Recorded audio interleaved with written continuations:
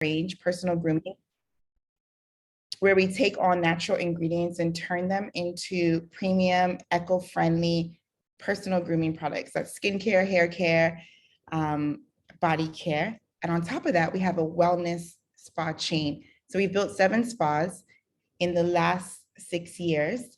And we just recently launched the Ariki franchise. We're opening franchise locations all around the world. And we also launched the Ariki Training Institute to offer standards, vocational training into this sector and obviously employment so that we can bring people into the fast growing $4.2 trillion worth wellness industry globally. And then on last but not least, we are just about to launch our tech app, which is called Unwind. And the whole idea for Unwind is to democratize wellness. We're providing the Uber for massages on the continent of Africa, first to ever do it. And what we're going to be doing is basically providing our consumers, our customers all across the continent, starting with Lagos, with Unwind service providers, that's masseuse, therapists, estheticians, right to their doorsteps in as little as 60 minutes. And the idea is to democratize wellness and bring a piece of Africa to every consumer. And so that's me in a nutshell, and I look forward to engaging with you all. Hi, good afternoon, everybody. My name is Akintoye Akindele. I work for Platform Capital Group. Platform is an investment firm that is focused on owning, operating, investing, and advising. We are a global firm with offices in Nigeria, Ghana, Liberia, Sierra Leone, Kenya, Uganda, South Africa, Mauritius, the US, Europe, Asia, and Latin America. We are Africa's most active tech investors right now. Our portfolio currently has about 100 companies directly and over another 100 indirectly. This year, we've done a deal almost every 3 days. We're stage agnostic. We invest across all stages from ideation to later stage. We are region agnostic, so we invest in every region around the world with Africa as our center of gravity. We are style agnostic, so with the investment style varies as well. And we're focused on investing opportunities that seeks to change the African narrative, either by investing in African businesses going global or going continental, or solving real African problems, or by investing in global businesses that benefit Africa by bringing them back to the continent. It's an investment team, and it's an investment and portfolio team of about 200-300 people. We've grown very fast. We became a unicorn last year, so we're worth about $1 billion ourselves. We're very focused on building entrepreneurs that are focused on changing how we engage and solve the various issues on the continent and taking them global. We also have a very strong impact theme and thesis, which enables us to not just pursue profit but also focus on the important elements of the entrepreneurial ecosystem of people and planets. Last year, our impact touched over 145,000 lives. This year, we are targeting to touch about 1 million lives directly, because for us, we think that people, planet, and profit must exist one. We are keen on everything that speaks to the youth, the female part of the continent that's neglected, which we think represents the biggest opportunity for Africa, the youth and female. And most importantly, having an all-inclusive conversation between entrepreneurs, investors, government, policies, students, and universities on navigating the narrative. I'm happy to be here. Thank you for having me. Thank you so much, Dr. Akintoye. Can we hear from Ms. Constance, please? Hey, hi everyone. My name is Constance. I'm basically in Accra, and as we speak, I'm on site working. So my journey into the construction sector started when I graduated with a degree in art, and there were no jobs for creatives like myself. And so I started a company called Accent and Art. And currently, after 22 years, still remain the market leaders in the metal and fabrication space. My sojourn in the construction sector, doing really high quality work, because our clients are the top 10% in the country, exposed me to the huge skills gap that we have in the continent. Because a lot of the jobs that we were working on, I was working alongside expatriate workers. And so I was working with Italian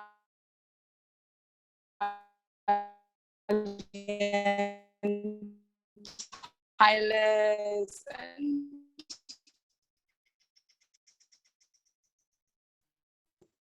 this is where we have a big problem with technical.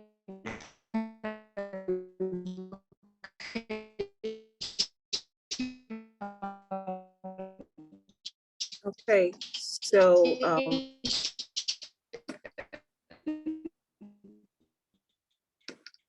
so it's not just me, right? Just making sure. Okay. All right. We have a lot of things to fix on the African continent, for sure. So we're just going.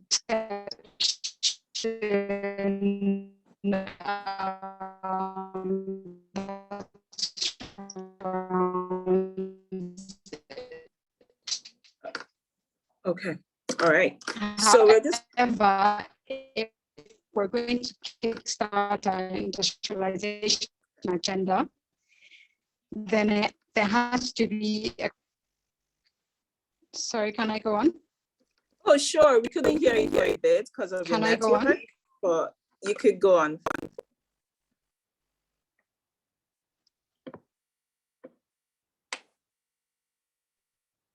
Okay, can you hear us? All right. Okay, so we're just going to continue and Hello.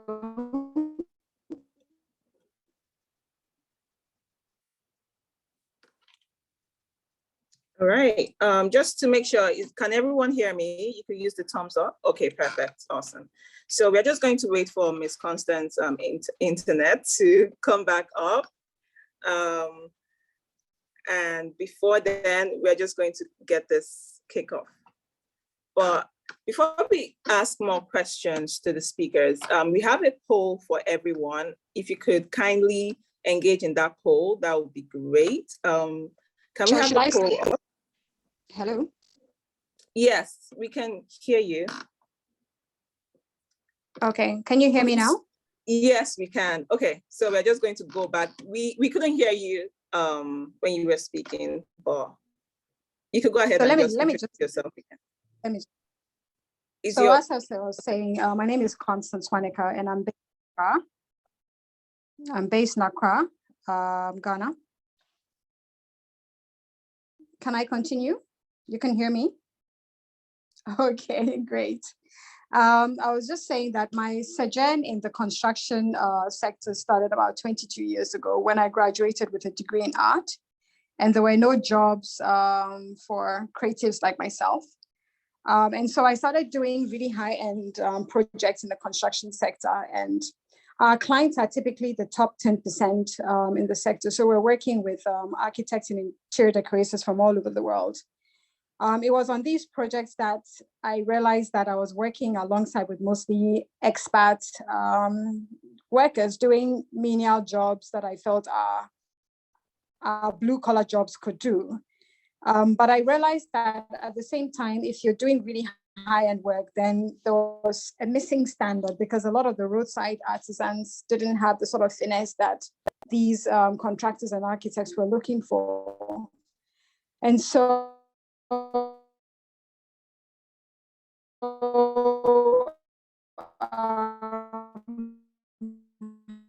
having worked in the space for over 22 years, I set up an institute called the Design and Tech. Our focus is providing high quality, mostly with the university, because you have all sort of young people that are who are graduating doesn't meet industry standards. You have engineers who are doing an engineering degree and have never even worked on a site before. And so this is not peculiar, because industry experience was not part of the school curriculum. And certainly wearing overalls was also looked down upon. So in the last 2.5 years, we've been working with the MasterCard Foundation on a program called Young Africa Works, looking at providing 3 million job opportunities for young people in the sector. So that's a little bit of what I do. And I'm sure when the conversation continues, I'll be able to share more of my experience in the space. Awesome, thank you so much. Before we get started, we'd like to put up a quick poll just to get inputs about certain questions related to the African continent. Can we have the poll up, please?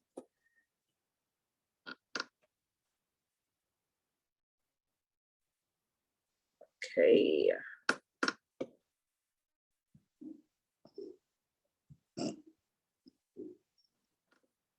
Kindly engage with the questions. Okay. All right. So it seems like there's something wrong with the poll. We're just going to end it.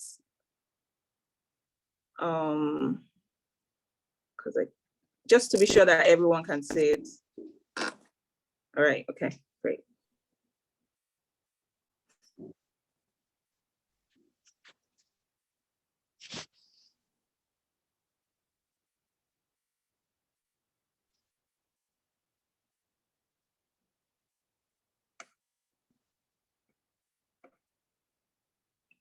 Okay.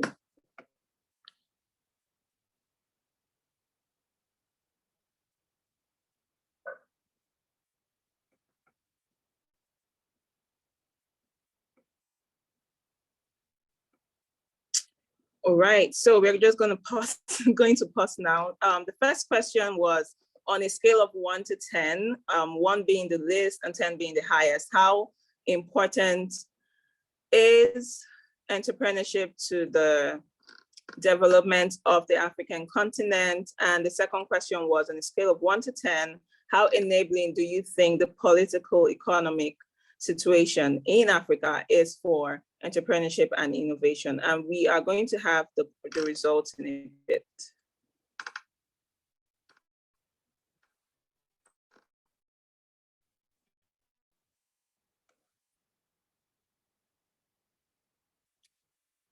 All right, I'm not sure if everyone can see the results. Okay. Not to waste any more time, but I can't see it on my end, so we're just going to move forward because of time, and maybe bring that up later. Okay, so the first question, I'm going to just, and we're trying to spotlight all the speakers because we're going to be asking questions back to back. So if you could kindly turn on your camera, that would be really, really great. If not, that's totally fine. So the first question I have really, I think I want to take us back to the beginning of the COVID-19 pandemic. What unique lessons do you think African entrepreneurs can really take away from the COVID-19 pandemic so far? So you could speak about, some strategies that helped you to stay afloat and thrive during that season, and a lot more. Dr. Akintoye, could you please start with that, then Joycey and Constance. Thank you. Okay, thank you very much. I think my first statement would be about the poll we are trying to take. And I think my answer would be to answer your first question, is 10. Entrepreneurship is extremely important to the change of to what happens on the continent, to our growth and development. And your second poll is policy. I'll say it's a 6, between a 5 and a 7. I know a lot of people are shocked with that. I can see in your eyes. Because I think that nation building is beyond government. It's about everybody. I think that we are the government that we are the government that we deserve. So if we as people run our own government within our own communities, our own homes, our own lives better, we will have a great government. We like to finger point and blame government for everything, but yet fall short in our own government? How many people here are good administrators of their businesses, of their homes, of their communities? How many people here think about their neighbors when taking decisions? How many people here are brothers keepers? I've always believed that leadership across all levels is what built a society. The people that built America were people that decided that they will build the continent, they will build the country on their own. Entrepreneurship and nation building always happens before government, always precedes governance. People that built America use their wealth, use their innovation to build the country and then build a government that will manage that. So while I agree that our government across the continent may not be where it should be, the opportunity for us as Africans or in Africa or in diaspora to be better managers, to be better Africans, to be better neighbors, to be better ambassadors, to be better entrepreneurs, to be better at managing our infrastructure, will then, when you then compound this over time, will create better governance. So that's just my own view to that question. So yes, it's important, but I think ownership by us is more important than that, because that then breeds that. And that leads me straight to your question about pandemic and COVID.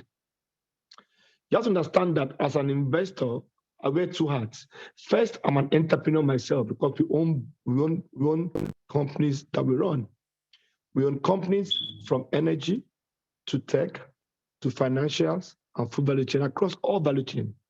So COVID did not just affect us from an investment point of view, from a portfolio point of view, it affected us also from an operational point of view. So I'll speak from two sides very quickly, and I know monopolize the screen. As an investor, we had to work with a lot of our portfolio companies to let them pivot and see COVID as an opportunity and not a challenge. You see, how you see a problem is bigger than what the problem is. If you fixate on the problem, on the what, and not the how you see it, it's the how you see a problem that enables you position and pivot and solve the problem. So during COVID, for example, a lot of our businesses, we had to tell them, this is an opportunity for you to, one, to pivot your business model, to get to know your customers better, to spend time on knowledge of the customer, of the business, of the ecosystem. That was first thing. To review the assumptions within a business model. We spent time with most of our companies, helping them go over the assumptions driving, underlying their business model. We then realized, based on that, which of those assumptions remain valid now, which will change going forward. Very, very important. We did not just jump knee-jerk into reacting. We first spent time to understand where we are. I keep telling a lot of my entrepreneurs that we're back. For me, the first thing in any chaos, in any unprepared scenario, is what I call response. Response is more important than anything else. How do you respond? You must first dimension where you are before you respond. So we spend time helping them dimension the impact of COVID in their business and their assumptions, and then help them not react, help them act by taking ownership of their variables. So technology was one of the things, everybody will say technology, but technology is not what you lead with, it's what you use to execute and implement. We spend time, how do we, for example, leverage the team remotely? Yes, they were working remotely, but as you'll all agree, you can't build a team remotely. You can leverage a team remotely, but team productivity is different when they are face-to-face than when they're remote. How do you then still give people a sense of belonging, even though they are remote?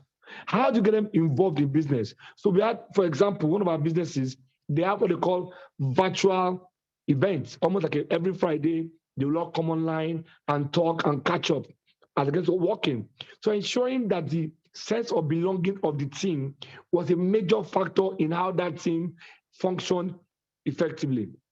A in giving them examples of business models around the world and how they were pivoting. So giving them pivoting models was very useful to our entrepreneurs.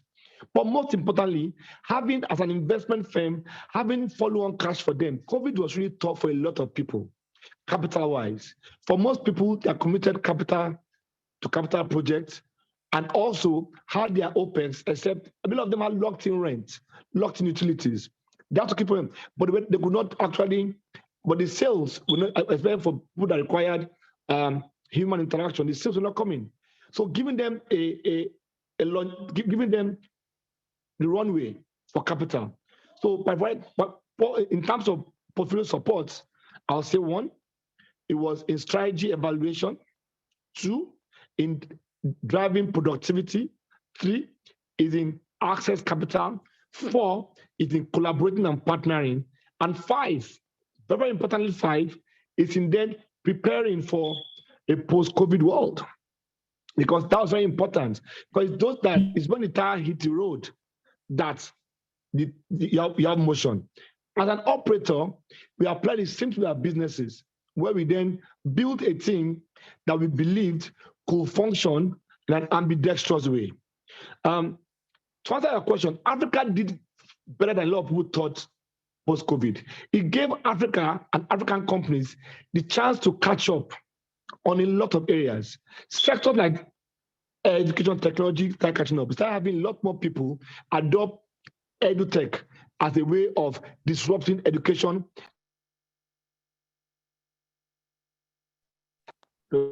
Areas in tech, but also got a lot of improvement. Or health tech, you now had a lot of Africa made a lot of progress in 1, leveraging technology to solve problems in financial services, in health, in food, in infrastructure and other areas. That's 1. 2, we had to then look inwards because a lot of the capital that was thrown abroad for medical tourism, for example, for tourism itself, another example, even for education. A lot of courses then came online, whether it was in Ivy League schools, other schools. So people that started replacing flying abroad, taking tickets, hotels, to replace them with online courses. Africa spent a lot of that time educating, tooling, scaling, and networking.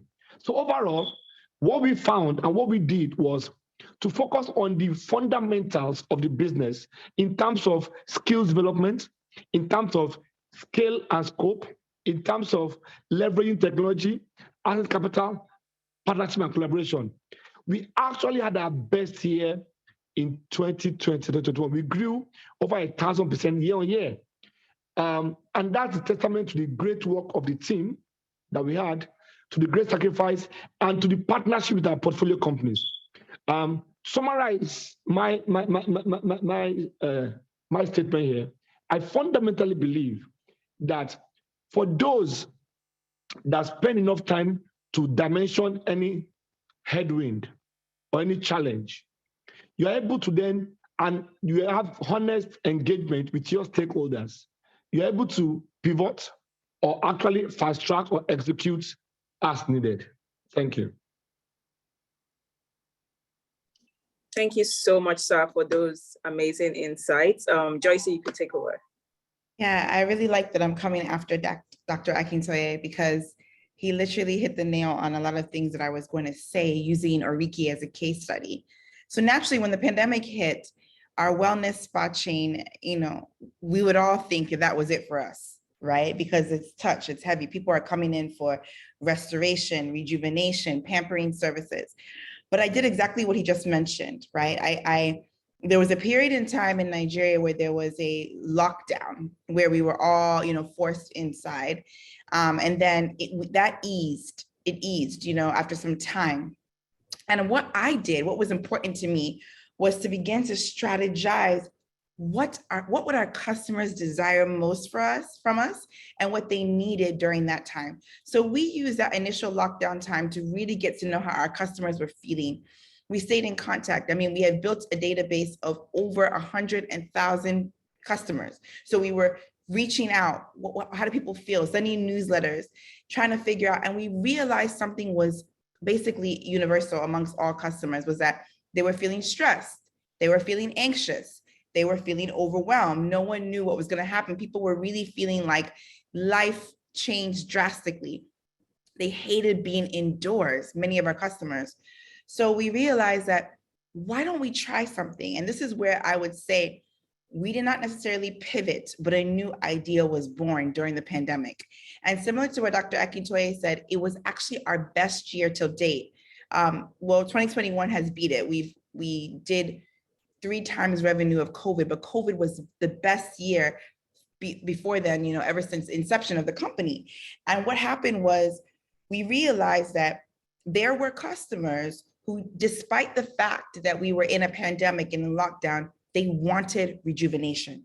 So they wanted to know if it was possible for us to come into their homes, come into their spaces. And I'll never forget where I was sitting the day I was strategizing. And I was like, you know what? Oriki has always done home services. We've always had that offering for the customer who wants to get it at their own convenience in their office, in their home. However, it's just been an add-on service that's there, that's not really 100% advertised. It's there, we have a brochure. But what would it look like for me to take that risk as the founder of the company? It would just mean that I would have to mitigate for all the risk. I would have to ensure our team was completely in PPE. I would have to ensure that we had accommodation for them, ensure that they were transported. And I looked at my risk scale and I said, it's a greater opportunity to scale this at-home service than it is to say, okay, we're gonna remain closed even though the lockdown had released. And in 1 month, we went into over 600 homes. And I'll never forget realizing that, my goodness, something is here. We could not even keep up with demand. We started with a small team, increased the team, started, making sure we had the structure and the standards. And next thing you know, something else happened. We 10x'd our revenue on gift vouchers because everybody now wanted to gift people this gift of relaxation. I know you're stressed. I know you're overwhelmed. Here's a gift card. So we began everybody was working remotely. We were working from home, but the customer service team was handling gift vouchers every single day. Can you provide a gift voucher for an at-home service for this customer? And we were just handling it. So we made sure our technology was swift. The forms online for gift vouchers, the payment links, everything was there. And then the booking links.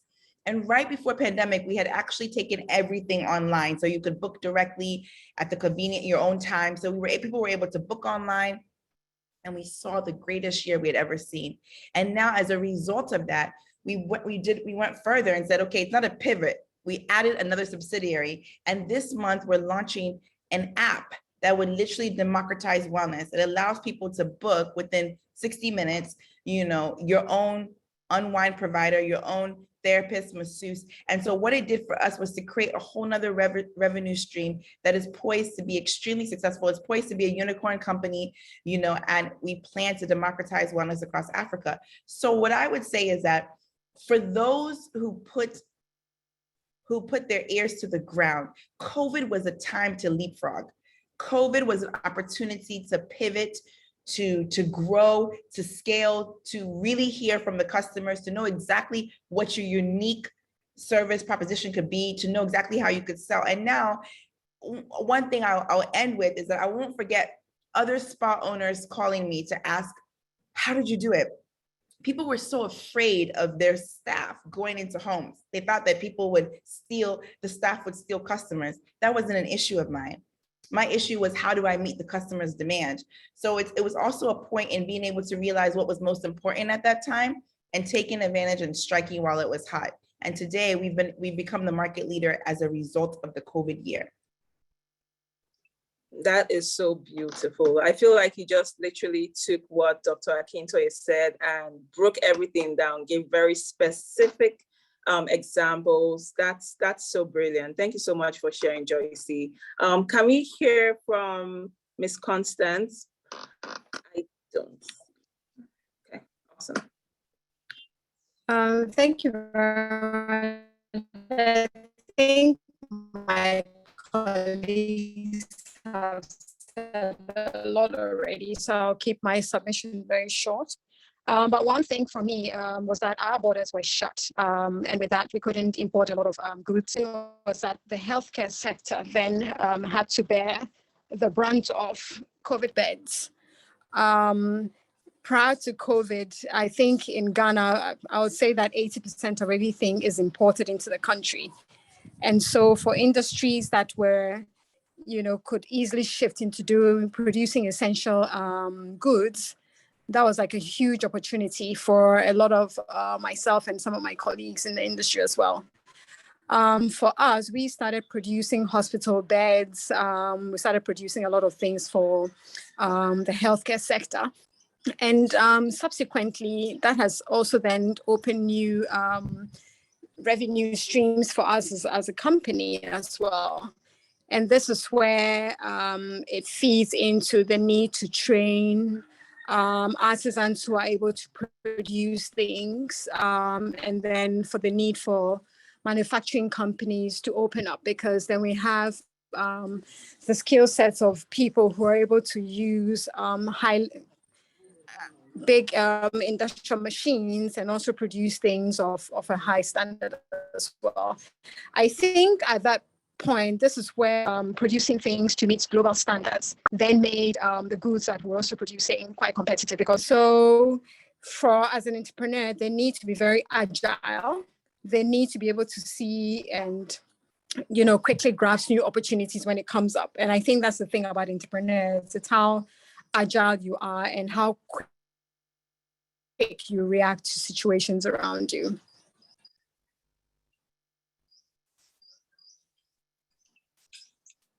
Awesome. Thank you so much for sharing your experience. We are supposed to have a whole session talking about gender and entrepreneurship, but we don't have Bestie here. So I'm just going to, I know there are some challenges. Obviously, entrepreneurs go through different challenges, and it would not make sense for us to have such a panel without talking about those challenges, right? So Joyce, you're building one of the fastest growing skincare brands in Africa, and recently announced the Oriki franchising arm of Oriki Group. What key strategies or structures, I know you're very big on structures, so feel free to expand on that. So what key strategies and structures have helped you scale and sustain your business thus far? Then if you could also talk about certain challenges that you faced so far while building Oriki, that would be really great. Okay, where do we start with challenges? I mean, challenges are always inevitable. However, that's the beauty of entrepreneurship. You have to continue to surmount them and come up with creative ways.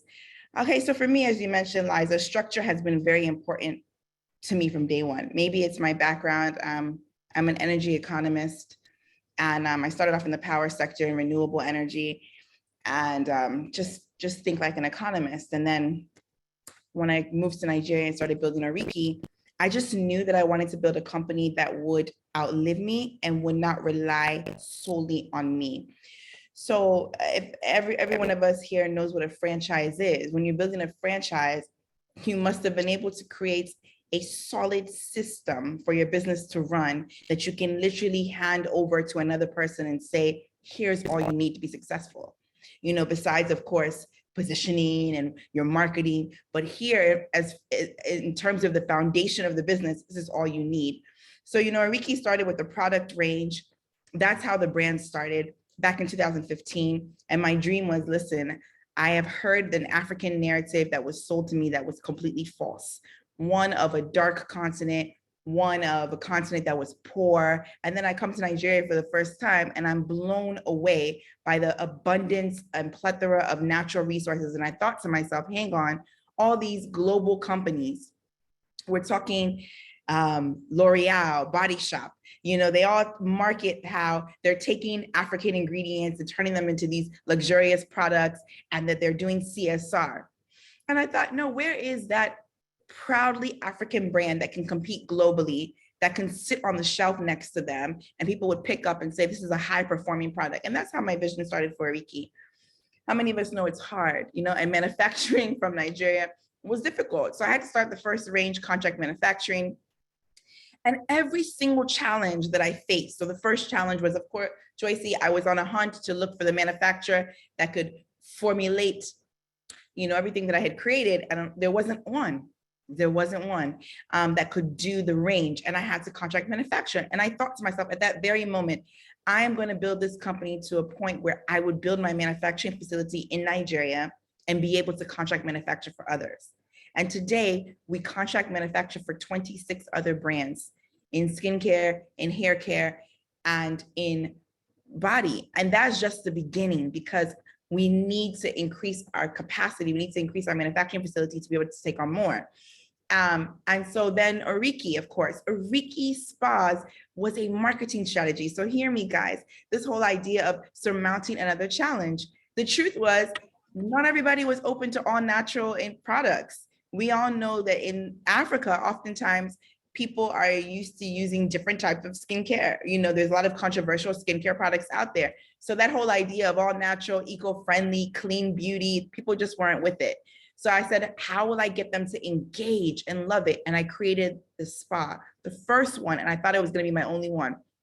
A flagship spa. People would come in and engage with the products and get to know. And then by then, the products would boom, they'd grow. We continue our e-commerce channels, and the spa took off. So am I going to see a problem that I'm solving and then run away from it? No. When the spa took off, I thought people started demanding, okay, you're in this location. Can you come to this location? Did our market analysis and began to open more, and to date, 7 different spas and more counting. So for me, the reason I've been able to distribute in 4 continents, that's our products. The reason I've been able to open so many spas is one thing: structure. Creating a system in which I, Joyce Aboshika, I'm working on strategy, expansion, and growth, and my team is handling operations. And of course, when the franchise launched, we had to basically put everything to paper. What's the system? And now we're testing it. We have a franchisee coming on in Delta State, a franchisee coming on in Accra. You know, we have a franchisee coming on in the States. And the idea is we use those as launch pads to test that we actually have a formidable and a strong system. And that is the idea of creating a legacy business. For me, you cannot create a legacy business. You cannot change the African narrative without having legacy documentation and without doing things the right way. And that's how I've been able to achieve it. And that's how we continue to scale. Amazing. Thank you so much for sharing. And I love how you keep pinpointing the fact that you see a need and you meet that need in your industry. That's super amazing. I see some interesting things going on in the chat. Please introduce yourselves. I also know there are a lot of entrepreneurs. Martins from Dinesoft, I do not see you introducing yourself. Entrepreneurs in NYU and also outside, please feel free to introduce yourself. We have some investors here, so maximize it.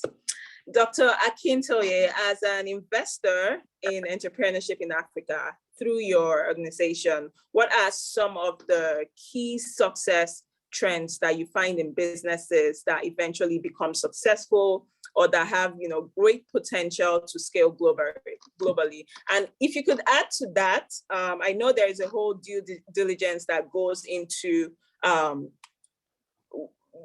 the process of looking through startups. So what does that look like? Okay, that's like a year's question in one question, a year's question in one question, right? So there are quite a few things, right, that we look for in businesses. So let me first separate, let me first start. There's the hard stuff, and there's which is the financials, the documentation, and all those important things. But I'd like to start with the soft stuff first. What are the things that excite me about an entrepreneur? Because you see, this is the foundation of any successful business anyway. What are the things that we look for in entrepreneurs that we back? 4 things. First, hunger. An entrepreneur must have the hunger to succeed. Hunger is extremely important for me. And the basis of that hunger, where is that hunger coming from? What's driving that hunger? I need to understand, I need to see hunger. And the one that's not hungry is like a lion. Entrepreneur is like a lion. A lion is a lion anywhere in Brazil or China, has one job: hunt and kill. If you're not a lion, then if you are something else, then go get a job. the entrepreneur ecosystem is a jungle. An entrepreneur, for me, must have the hunger to succeed, the hunger to win, the hunger to solve the opportunity gap it's in. So first thing I look for is hunger. And we test for it in a lot of ways, which I will not say here, but hunger is very important. Second thing related to hunger is passion. If you cannot communicate your hunger with your passion, then it'll be hard for you to get missionaries or visionaries to follow you, or even customers to buy into it in the early stage. Passion is extremely important for me in entrepreneurs that we back. The passion does not be loud, but you can see somebody's passion and commitment to their trade, to their business. Third, for me, extremely important is flexibility. An entrepreneur must show the understanding of his business thoroughly in a way where he's able to be flexible, pivot, bet new ideas, be opportunistic when it needs to be deliberate when it needs to be intentional, but they must have flexibility to know when is the right time to move, when is the time not to move, and sometimes what not to do, and sometimes there's something to do. The flexibility, the mental alertness, the mental readiness, the understanding of what it takes, what is happening, the various interplay of variables is extremely important to us. And last is a lot of people call it track record or experience. I say knowledge, because track record or education or experience gives knowledge. The team or the entrepreneur must be knowledgeable, right? The team or the entrepreneur must be knowledgeable, whether driven by experience or by track record or by education, whatever it is, they must know their business. The first 4 things we look for, no matter how good the business model is, if those 4 things are not there, we will not touch that deal. If those 4 things are not there, it will not be successful. You can have, if you have a great manager with a bad business model, you will still succeed. A great entrepreneur with these 4 things with a bad business model will change and succeed. A bad entrepreneur with a great business will die, kill the business. So first, that is the first 4 things we are passionate about and look for. And of course, the issue around your financial models, your business planning, your strategic planning, your route to market analysis, your everything about that communicates the soul of your business in a way where people who are not everyday will see it is extremely important. First, we found that to be successful in Africa, so doing business, entrepreneurship is a tough calling normally. Entrepreneurship in Africa is even tougher, right? But it's more rewarding. And that's the point. So the risk is higher, the return is higher. And for me, you have to understand that in Africa and most emerging markets, you are building your entire ecosystem yourself. You are your own utility provider. You are your own everything. You must think about everything. Everything that can go wrong will go wrong. So you must have an ecosystem approach to an opportunity or a business for it to be successful. Ecosystem thinking, ecosystem approach. You must have a love for the customer, for the client. Only a passion for the customer, only love for the client. Whenever you anticipate their needs and meet it, you must have an open-mindedness to co-opetition. I call it co-opetition. Let me wear my lecturer hat, meaning cooperation and competition. Co-opetition. Because when you co-opt, you're able to compete and collaborate where needed. Co-opetition extremely important. You must be able to. You see, when I look at businesses, and I wish I could share a slide, and maybe I'll share it before today. We did a research. One of the things that makes separation from most firms, we are heavy on research. We have tons and tons of research pages and documentation, which is proprietary, not what you find everywhere. That has explained why companies go from concept to critical mass and how long it takes them. We then found that by the last 4 years, let me give it a quick data point. The first African unicorn was created about 6-7 years ago. But since then, we're not creating unicorns almost on every twice a year. We're now about 13, 14. Point one. Point two, and I'll answer that question. It took African startups 46 weeks to raise the first $1 billion in 2019. It took them 36 weeks to raise $1 billion in 2020. It took 26 weeks in 2021. It took 7 weeks this year to $1 billion. What is changing? 5 things. Entrepreneurs are understanding, understanding their opportunity universe better. Are then creating business models to solve problems that are not just topical, but also not just topical for the continent, but also topical globally, so that global investors understand it. We are seeing more breakaway teams from successful businesses. So a group of guys who are, when the business was successful, then realize that there's a part of that niche that the current business is not solving, more breakaway teams. But I think, and of course, they are coming, so they may be young, but like 25-year-old, but they have 10 years experience. I haven't worked with somebody before, so they have knowledge. So experience is no more about 20 years in the work experience anymore. It's not about knowledge of the opportunity. We are seeing, for business to be scalable, to be successful, they must be scalable across borders. They must be able to be what you can customize, whether you're in South Africa, you're in Soweto, or you're in Lagos, or you're in Nairobi, or you're in Cairo, you're in Marrakesh. Your business model must be scalable, must be easily customizable, must be easily adoptable. That's why it's very important when we ideate, we must think about the continent as a market, as an immediate market, not your region, and the whole world as a potential market. You must build, there is a very successful product in M-Pesa in East Africa. It's extremely successful in East Africa. It has just struggled to succeed in West and South Africa. Why? Because most likely, I don't want to, and I'm put on a limb here, when it was being designed, it was designed for one market. So it's easy to scale in certain markets, but not in all the markets, right? And M-Pesa is a great product. Now, you then see companies like Flutterwave and Co going across all markets by leveraging technology. So you must understand that in East Africa, for example, is a telco-led fintech. In West Africa, is a bank-led fintech. And they have different DNAs, different structures, different design, different architecture.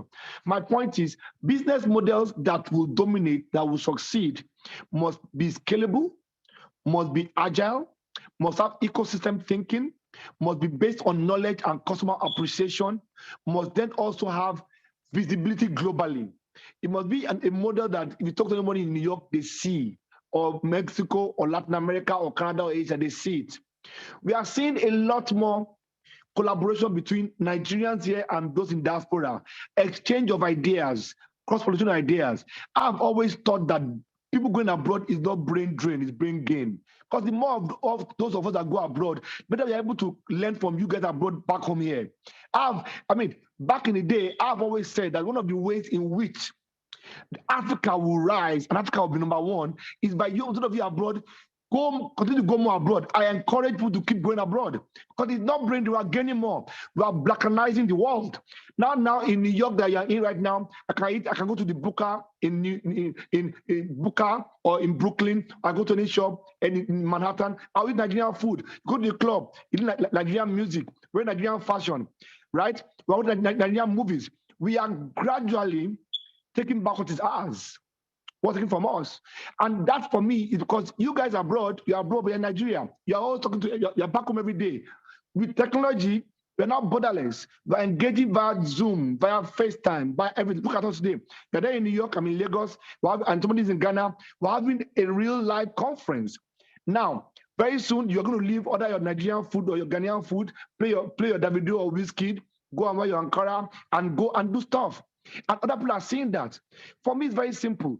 As that collaboration and interaction happens between people, as we become more mobile, physically, more mobile virtually, the skill level on the continent develops anyway. Anyway, comes start cross-pollinating ideas. And as we start solving our own problems, we start solving the world's problem. People still underestimate the opportunity that our fintechs, our health techs, our agro-techs, our energy techs will solve. By solving Africa's problem, we will solve the world's problem. And that's the opportunity we have. And by leveraging and embracing our youth and our female population, we will take over the world. In next 30 years, 2 in 5 people will be Black. Will be African, not Black. 3 in 5 will be Black. 2 in 5 will be African. In next 30 years, Africa will have more people in school than Europe has people. In next 30 years, the labor workforce of the world will be Africa. What does that mean? It means that as we start ideating, coming into our own, consuming technology, getting exposed to latest thinking, getting exposed to media, tooling, partnering, collaborating, we will solve our problems and global problems. So for us, it's extremely important, and I said it clearly to those of us in Nigeria and those diaspora, that it is on the same side. It used to be a tough thing to go abroad because you do not see your family for long and talk. Now you can see them every day virtually. You can take that even more flights coming to Nigeria and Africa every day. Despite all the airport, a new airport is opening finally, thank God. But again, it's not that bad. My point to you is very simple. We must build global businesses with local input, local. The business that will do well are those that have the global thinking, global mindset, global standards, global thinking with local input, thereby building businesses that last and the right fundamentals, the right thinking. We need, come on guys, a round of applause. Like that was just so good, backed up with relevant data. Thank you so much, Dr. Akintoye. And before we move to Constance, I'd just like to reiterate some points. Thankfully, we are recording this session and we're going to send it out to everyone that registered. He talked about building global businesses with local inputs. I love that he talked about that your business has to have, has to be scalable, has to be agile, ecosystem thinking, which is really what Joyce also talked about, and global visibility. I totally love it. So for Ms. Constance, as a woman in the field that is mostly male dominated, what has your experience been like? Are there any benefits or disadvantages you can speak on? Okay, I think for me, one of the greatest things, or some of the biggest challenges that I have faced has been the way we socialize our boys and the way we socialize our men.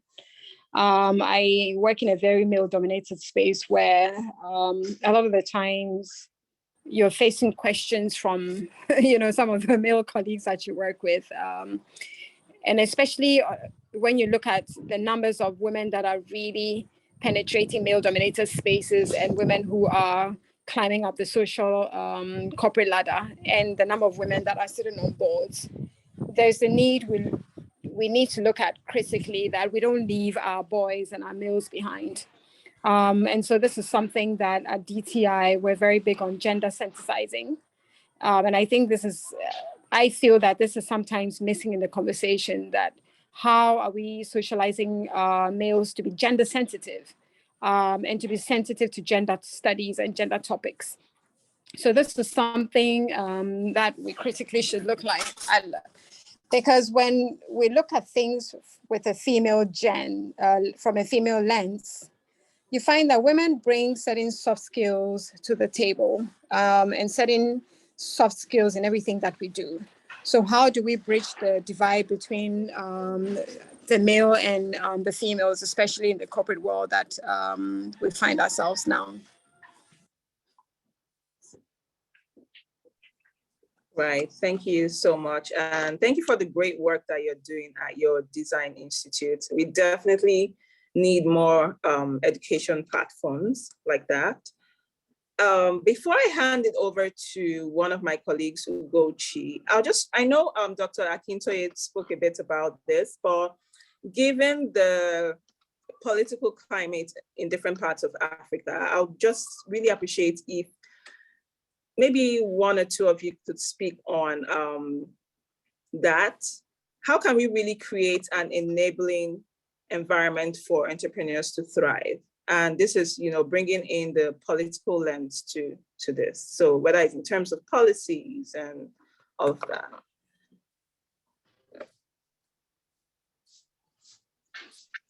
Dr. Akintoye, do you want to speak more on this?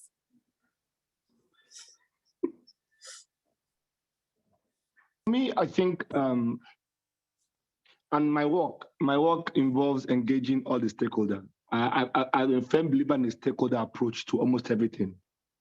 And I think for most people, I may not know this, because I'm an investor and I invest across the continent, I'm about to engage with policy makers, I'm about to engage with students, with every part. And I find out part of the first problem is there is no communication on both sides. Most of us, it's the interesting thing. Let me roll back. Let me challenge you guys at NYU for a bit. Do you realize that somewhere on the continent, our best people don't go into governance? And in the US, almost the reverse. The best people go into governance and policy. Our best are there going to banks, into tech, into that thing, and now don't go to government. So if you don't have our best people in the government, why do we start talking? How many of us would gladly take a government? I mean, don't get me wrong. I understand people say the pay is bad, all those things are existing. When it comes to politics, it's corrupt and all that. I hear all that. Point to you though is, for how long? So let me explain this to you first. Government is changing. Back in the day when I started my career 27 years ago, it was worse than this. I've seen changes, but albeit slowly, I agree. But it is changing. What has not changed though is, those of us in the private sector, those of us that were not gotten involved, we've left it. We have not gotten involved. Let me say a few things to you first. Policy-wise, the same government that we have today was one that was at the forefront of the telco-led revolution that is birthing the tech ecosystem, TMT revolution. The same government we have today is what is engaging and collaborating globally, that is opening tourism doors to the continent. There are areas where government has done well. There are areas where government has not done well. But fundamentally, we as private citizens, we as entrepreneurs, we as students have not played our role in nurturing government. However, what gives me comfort is that whether we like it or not, hello? Whether we like it or not, the future is a lot more positive than where we are coming from. And just let me explain why. If you look across the continent, almost everybody in power in the next 20, 30 years will be gone. Most of the people in politics today and governance today were people that schooled in the 60s and the 70s and some early 80s. People that schooled in an area where the exposure was limited. In Nigeria, the TV stations opened at 4 p.m. with the NTA News and National Anthem, and shut down by news at 10 o'clock, with an almost insular way of thinking. The people that will be in positions in the next 20 years, schooled with people that schooled abroad, grew up consuming internet, Netflix, grew up with mobile phones. They have more educated, more exposure, more understanding, thinking. Like it or not, the level of understanding and exposure will be higher than what we have right now. That in itself will foster development, growth, and understanding. I'm very positive and hopeful of the future for Africa, because first, the beautiful ones are born, the young ones exist, they are ideating, they are disrupting, we are seeing coders. In the last 10 years, we've doubled the number of people with codeware and software skills. It will keep doubling more going forward.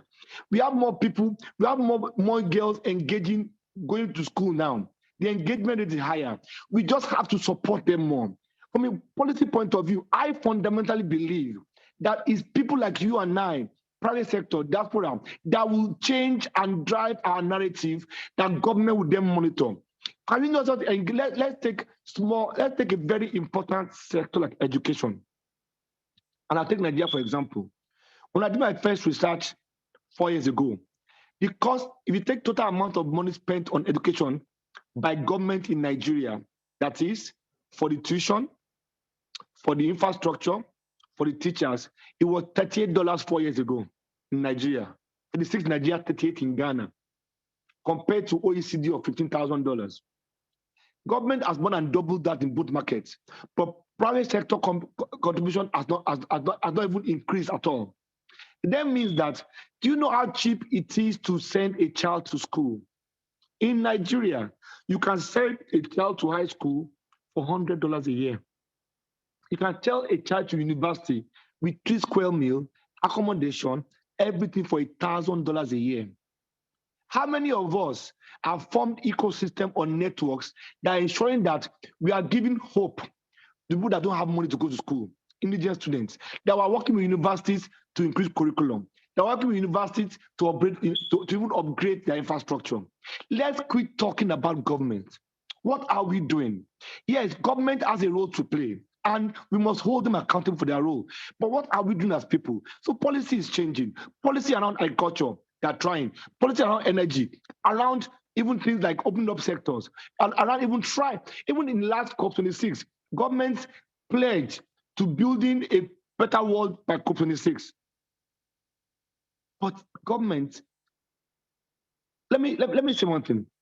Most African governments contribute less than 6 to 7% of the GDP in terms of their spending. Their budgets. What is Nigerian government budget? Let's take a number. Nigerian budget is about 6 trillion or 7 trillion. That's how much? That's about $20 billion. In an economy that's almost $500 billion, guys, so the matter, that's 4% of GDP is what government spending is. We are overrating government in this conversation. So that government spending in Nigeria, even say 10 trillion, is about $30 billion.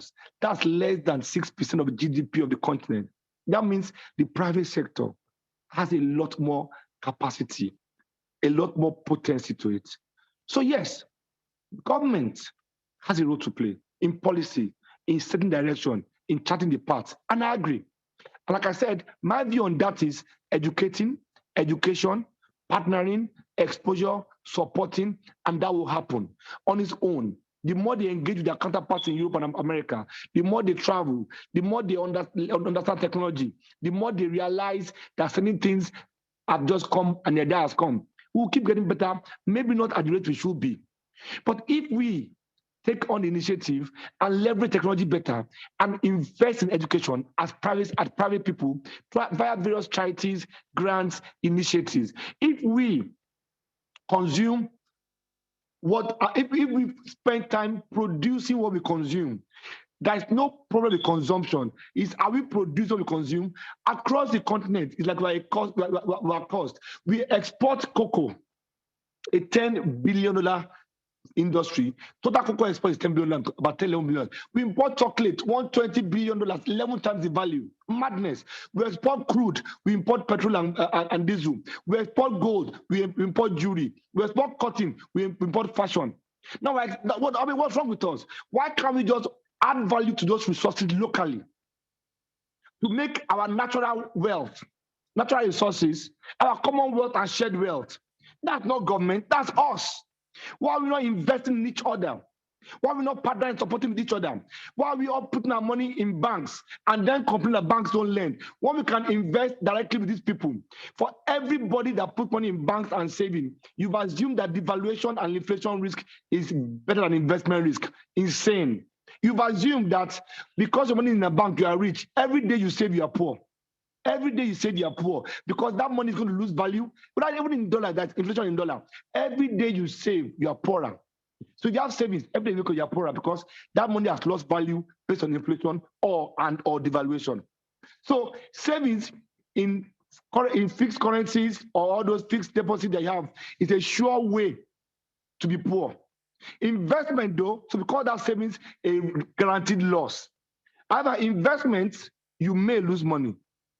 But when one works out, it pays back for the rest. If you take total amount of money in the banks, pension funds, and you just take 1% of that and we invest that in startups, in early businesses and businesses, we will triple the FDI that goes into startups. We have that number. If we just take 1%, now government can do that policy point of view. Say, all of you take 1% and invest in startups. Government can do that. But why must government force us to do what's commonsensical? Why can't we, all of us, invest? We all know a great entrepreneur. We all know a Joyce. We know a customer. We know somebody that we can invest our money and support them, and they will turn the money around. But we're not going to put our money in where we are not, where we imagine is safer than giving money to the people doing great work like Joyce and Co on this call. We need to start investing in ourselves, supporting ourselves. I'm not asking you to save if you want to save, but I'm saying you can't just save. You can't save your way to heaven. You can't save your way to growth. You cannot cut your way to zero. Zero is the worst case for cost, but for alpha is infinity. We should first start understanding that entrepreneurship, investment, ecosystem thinking, each one investing in one, and then adding smart hand-holding, nurturing, value add to those entrepreneurs is the only way we move our narrative forward. It's the only way we grow our continent. It's the only way we then get the government we deserve and policy we deserve. I know I'm preaching, but for me, those are views I hold dearly. Thank you so much, sir. As someone that is an advocate for investing in startups, especially in Africa, I totally support all that you have said. So right now, I'm going to hand off to my colleague Ugochi, who is going to lead the rest of the conversation. And just wanted to also thank everyone again for joining. And at the end of this conversation, we're going to have a networking session. So it would be really great to connect with some of the attendees. And Ugochi, right now, you can take over. Okay, so thank you so much, Joyce. Dr. Akindele, Constance, thank you so much for the brilliant conversations we have had so far. It's been very enlightening.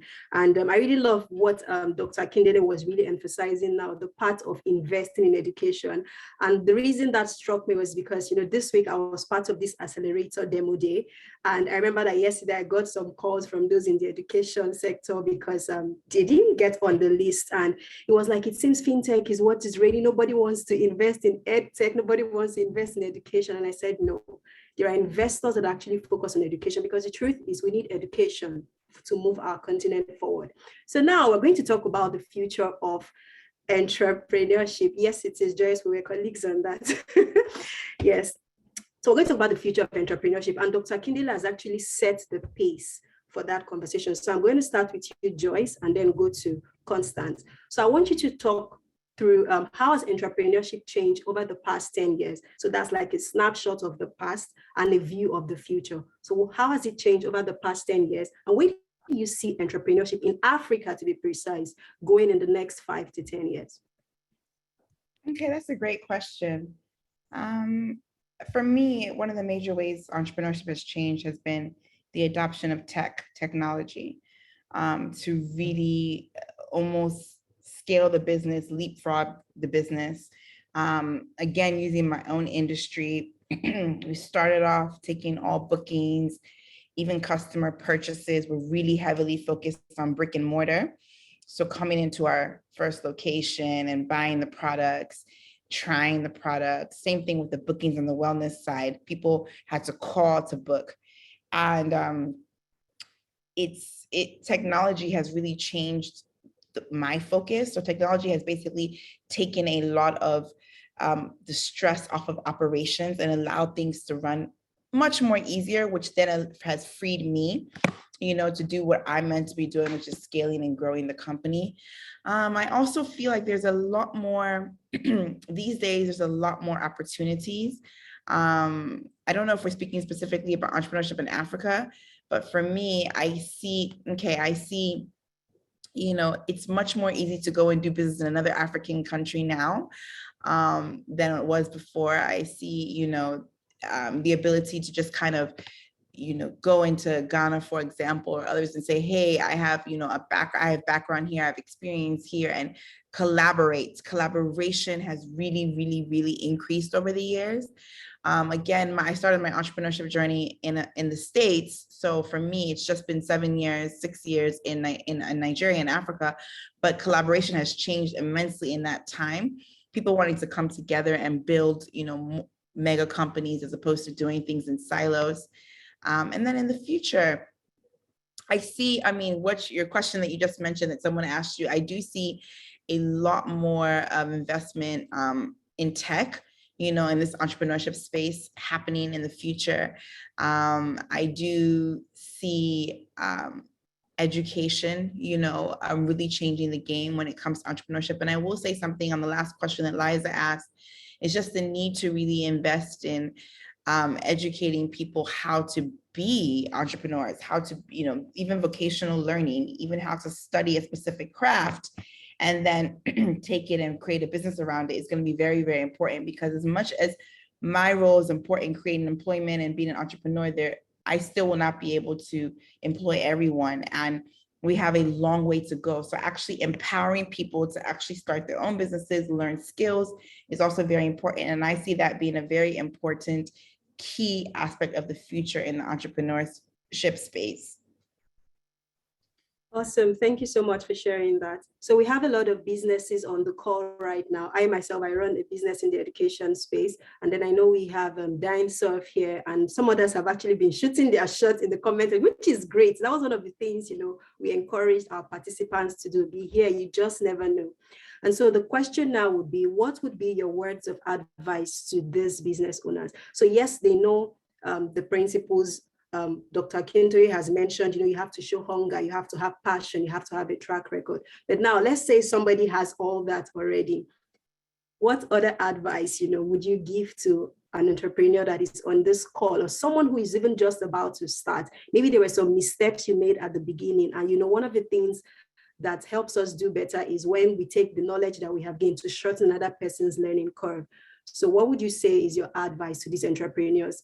And while we are waiting for Dr. Akintoye and Joyce to answer that question, if you have any question for our panelists, now is your time to begin to put it together, either in the comment section or raise your hand so that we can call on you. So over to you, Dr. Akintoye.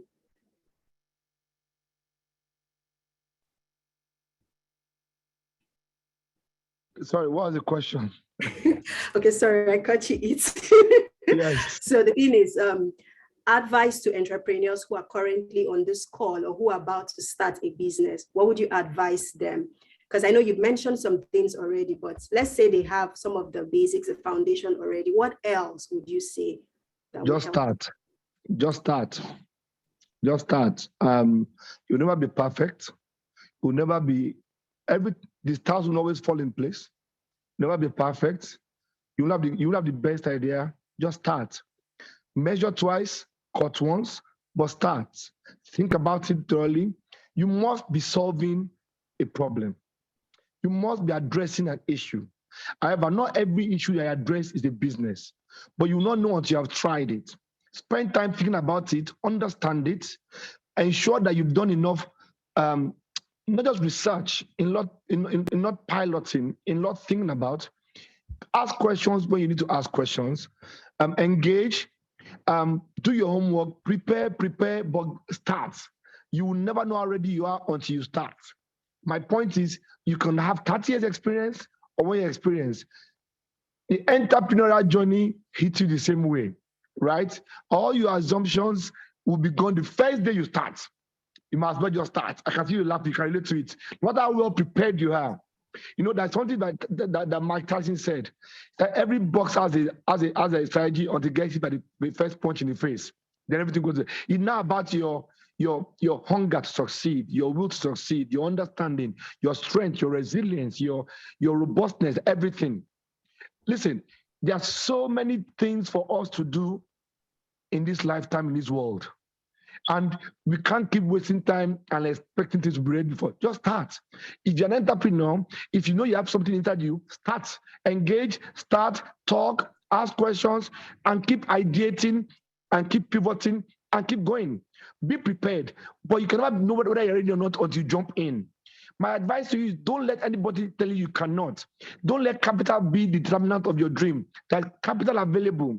Capital always chases good ideas. There are so many investors. There's never been as many investors in this history of mankind as we have today. There's almost money everywhere, looking for ideas. So if you have a great idea, it's superior to money. Money chases the great ideas. So your idea, think about it, pivot it, pilot it, develop it, test it, understand it, but start. it's like until you start, you don't know what elements of it. Listen, I talk to entrepreneurs every day. We talk to, like I said, we're Africa's most active investor. We invest in the US, we everywhere. And the only thing I can tell people who have ideas want to start is, what are you waiting for? And those that have started, keep going, keep learning, keep scaling, keep understanding, however, don't give up, right? It's always easier than it seems, than it feels. I understand it, the bills, the deadlines, the everything. But guess what? Entrepreneurship was not meant to be easy.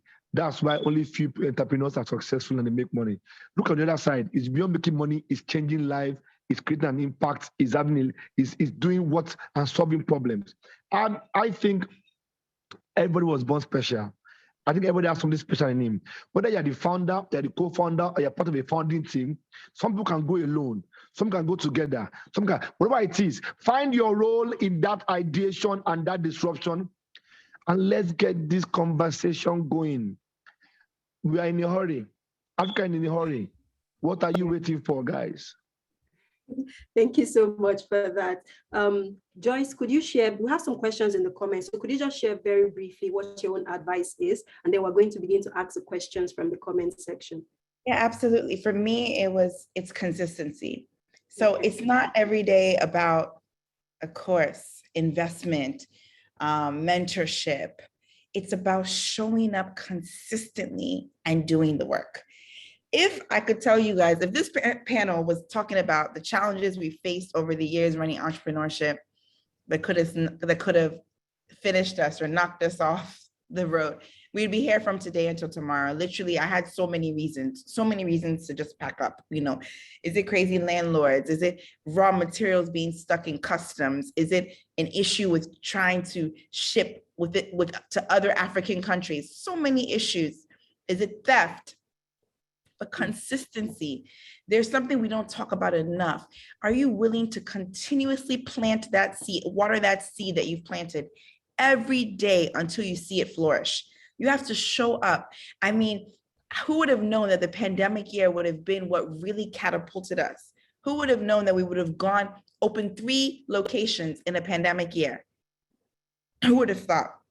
So it's that consistency, getting up there, believing, but it goes back to what Dr. Akindele said. It's about knowing that you're solving a problem. You first have to get it right, understand what that problem is solving, understand that it's a big enough problem, understand that you have a target market that needs your service. And when you have it, tell your story very well. Don't ever underestimate the power of telling your story. You need to tell your story so that people understand what your value add is. They subscribe, and then you have ambassadors and you're able to push.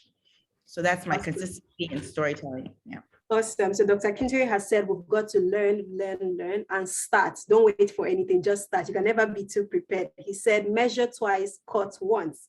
And then Joyce has added to that by saying that show up consistently. Don't allow the challenges to face you. So Nelson Iguma has a question, 3 questions actually. First question is, how are policymakers where you are located addressing that or encouraging it? And this is referring to investment that is currently deployed into African ventures, which come from outside of the continent. So he's asking, how are policymakers where we are located addressing that? And then he also wants to know, how does this affect how you run and scale your businesses and seek financing? And then what do you think are the opportunities and challenges for the retail investment on the continent? So this question looks like a question for you, Joyce, because of the retail question. I would say it's all Dr. Akindele. It's investment. Let's hear from our investor.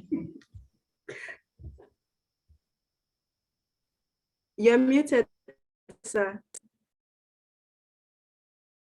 You're muted, sir. Sorry, what was it?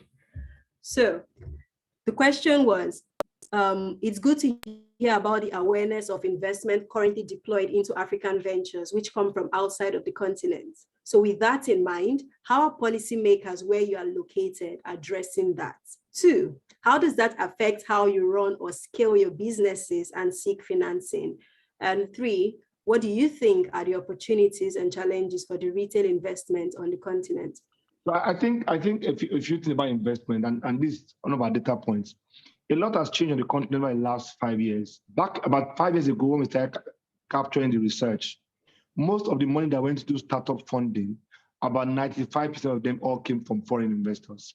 Only about 5 investors from Africa were investing in African private equity and VC space. So even I give that number of $1 billion in 26 weeks, it was mostly foreign.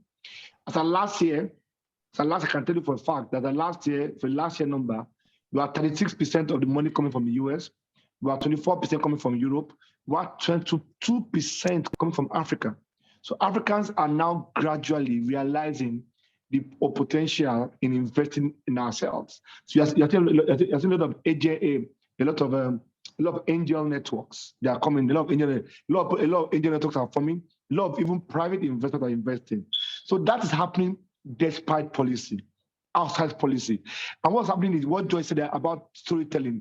As African entrepreneurs are telling their success stories more, it's attracting more interest in private capital. See, private capital is extremely important in growth of any ecosystem because that drives to the capital formation and drives to liquidity and scale. So a lot of money is coming in both internationally. So for example, right now, so last year was a record year, it's about $5 billion, and about 36% of that came from North America, and 22%. We think this year Africa will overtake Europe in terms of that funding pool to African VC and startups. We see a lot of, so there's a lot of that on that. There's a lot of interest in governments, especially in Nigeria, using SEC to try and find a way in which they can encourage the pension funds and other people to invest in startups and VCs.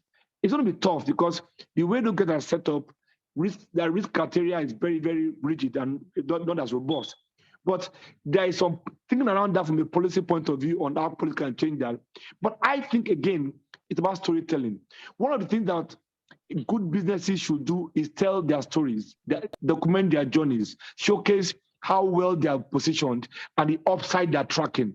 And then the investors that invest in these opportunities should then say how well they've done. See, the more of the good stories we tell, the more capital we attract. Most people like to, again, anytime I see government policy, I get tired. It's about us first. The more of the us we do, the less government will be that important. Right? I'm not saying they're not important. There's capital available. Yesterday, I spoke at the conference on cocoa, and I told them, you don't realize that cocoa has so much money available but people don't know how to attract it for a lot of reasons. Same thing for startups. There are various VC funds on the continent. There are various angel guys on the continent. There's money available for ideation. There are hubs, there are incubators, there are even banks right now. There are venture debts available. You just need, like I said earlier, when you are deliberate, you're intentional, and you're on a journey, and you've demonstrated understanding of the risk you are taking, it's easier for capital to find you. Capital always looks for value. So there's capital available. We have capital coming from global investors. We have capital coming from local investors, angel networks. We have a lot of banks that now have their own VC part as well. That is happening. And for me, entrepreneurs just need to, again, see, entrepreneurship is a very interesting thing, right? You must build a business. You must build a company that's separate. You must build a business. You must build a company. You must tell your story. You must position for the future. And you must plan. And you must iterate this on an ongoing basis. So for me, capital is not the problem. Yeah. It's never been the problem. It's the quality of ideation. It's the process of ideation. It's the storytelling. It's documenting that happens. There is so much money available. I keep saying, my firm is doing 100 deals this year. Year to date, we've done 27 deals in the first 3 months. Oh, wow. 27 deals. Last year, we did 40 deals. We're tracking to do 100 deals this year. Every month, my guys and I, our target is to see 500 deals. 500 deals and just do 10. There are other people looking for deals. And we have an amazing network of people that look for deals. So my point is, I would like that invest from 500 to be 10,000 deals. Because the more ideation we see, the more entrepreneurial activity, the more networking. Even the ones that we don't do, we place it with other people. Guys, there's money. There's money. And Okay, policy or not, so capital is available. yeah, thank you so much, sir. So there is a question here for you, Joyce, but two actually. I'm just going to take them together. One of them is on how do you leverage technology to improve, automate business processes? And then the other is, could you please share how to build structure around the function as nuanced as marketing? Yeah, so that'll be it for you, Joyce, and then we wrap up Q&A. Okay, so good. It's a great question.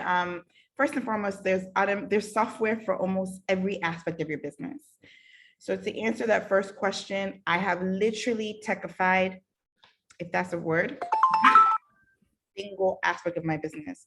HR has tech systems that run it, from payroll, from managing new staff coming in, from scheduling. HR is completely techified. Finance, of course, we know that one, from managing finances, using systems like Sage, QuickBooks, whatever works for you, making sure that your customer-facing platform can also plug into your finance software, that, of course. Then our customer relationship management, CRMs, booking, scheduling. Then, of course, for the e-commerce, everything's using a tech platform. So what I did was I took every single aspect of my company. There's an exercise I like to do called Delegate, Eliminate, Automate, DEA. Write down, this was years ago, and it's continuous as you're growing. You write down everything in your company that you are responsible for. Then next to it, you'll tick what you can delegate to someone else, so it has no business being on your table. What E is eliminated, the time waster. Your company doesn't even need to be doing it. And A, what you can automate. So that's how the first step. Then secondly, everything that could be automated, I then find a system that could solve that problem. Last week, now that our first franchisees are coming on board, I had to find an enterprise resource planning, like a system, an ERP, that basically I can see everybody's revenues and volumes and what they're doing all from one system. So that's how you automate your business, by figuring out what you can eliminate someone from doing and what you can see with the click of fingers. There was a time, if many of us know if you're in Nigeria or not, where even customers transferring to my company meant that I had to confirm the transfer. So even though I wasn't in the spot, I could be there were times I was on a flight going somewhere, and I would tell my team, everyone that sends you a payment proof, please go ahead and process. I'll get back to you because I'm going to be unavailable for 6 hours. That is such a block, such an impediment to business. So what do we have now? We use Traction, and Traction apps allows my team to see real time when payments come in, but they don't have access to my financials. They can't see the full month's revenue. They just see day to day what's coming in at every given time per location, and they're able to. So that's the best way to approach it.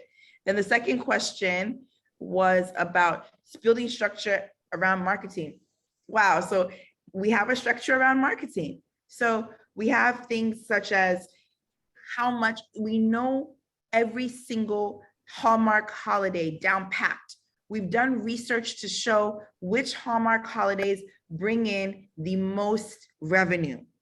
And then we have marketing that follow. We have an entire structure around how the marketing. So Mother's Day, Valentine's Day, Black Friday, and Mother's Day are our three biggest revenue streams as when it comes to the spa, gift cards, packages, and all that. So we've created an entire marketing platform for that. We know exactly how many days before ads need to start, what kind of language our digital marketing team is using. We have a structure around SEO. We have a structure around ad spend. So that's what I mean by creating a structure. Sit down, write down, okay, what kind of business are you in? What are the times in the year, if it's seasonal, that you can really strike it hot? How are you going to amplify it? Can I tell you that before 2021, Oriki was never using ads. We did not use ads for any business, any of our business. We were just simply going on word of mouth and just growing. And then I decided to create an experiment. Let's try ads and compare the ad spend to what we did. We did 10x I literally felt like I made the biggest mistake all those years previous. I should have been doing ads. So now there's an entire structure around the digital marketing team and how they disseminate information ahead of, you know, these holidays and these Hallmark holidays. So that's how you create structure. Structure is just the idea. I feel like it's become a buzzword, but it's the idea of putting down to pay, like penning down, documenting exactly how the process flow should work for you to achieve an outcome. That's structure. So that's how you break it down and make it easier for you, for yourself. I hope that helps. Oh, totally, totally. On this note, we'd like to say a very, very big thank you to all our speakers, amazing panelists who have shared so much from their wealth of knowledge today. And thank you so much to all our participants who have stayed from the beginning till now. To make this really worth your while, the next stage is networking. So we're going to have you all go into several breakout rooms. And the goal is to get to know yourself a little bit more. When you get into those breakout rooms, you're going to introduce yourself, your name, who you are, what you do, and then discuss. If you had $1 million to invest on the African continent, not anywhere else, right there in our own continent, what would it be? And so I'm going to turn it over to a member of our e-board who is going to put all of us in the different breakout rooms. Thank you so much for still being with us up till now. And please make sure you